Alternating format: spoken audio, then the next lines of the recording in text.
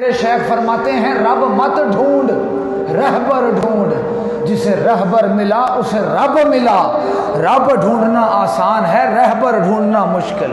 اور جسے خود خدا تک کے راستے کا علم نہیں، وہ کسی کو وہاں تک کا کیا لے کے جائے گا؟ جس کو خود علم ہوتا ہے کہ رب کیسے ملتا ہے، وہی کسی کا ہاتھ پکڑ کر رب تک پہنچا دیتا ہے۔ ہمیشہ یاد رکھنا، اللہ کا ولی وہ ہوتا ہے، وہ اتنا ذکر کرتا ہے، اتنا ذکر کرتا ہے کہ اس کے اوپر ذکر کا ایک نور طاری ہوتا ہے۔ میرے آقا صلی اللہ علیہ وسلم فرماتے ہیں کہ جب کوئی اس کو دیکھتا ہے تو اس کی زبان پر بھی اللہ کا ذکر جاری ہو جاتا ہے۔ اذا ذکر اللہ، جب آنکھ اس کی طرف اٹھے گی تو زبان پر ذکر جاری ہو جائے گا۔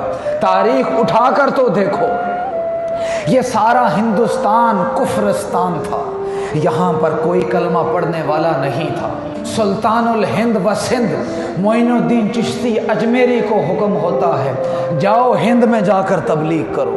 تبلیغ باتوں سے نہیں ہوتی، کہنے سے نہیں ہوتی، اندر سے شعائیں نکلتی ہوتی ہیں اہل ذکر کے اندر سے، جو جس کے دل میں اتر جاتی ہیں اس کی زبان پر ذکر جاری ہو جاتا۔ کوئی باتیں نہیں تھی، لمبے لمبے قصے اور کہانیاں نہیں تھی، اندر ذکر تھا، من پاک تھا، ہر وقت ذکر جاری تھا۔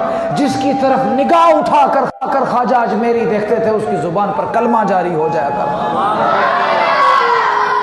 پرتھوی راج جو اس وقت کا راجہ ہوتا ہے، اس کو لوگ آ کر بتاتے ہیں کہ جو بھی اجمیری کی طرف جاتا ہے معین الدین کی طرف، وہ کافر تو جاتا ہے لیکن جب واپس آتا ہے تو کافر نہیں رہتا۔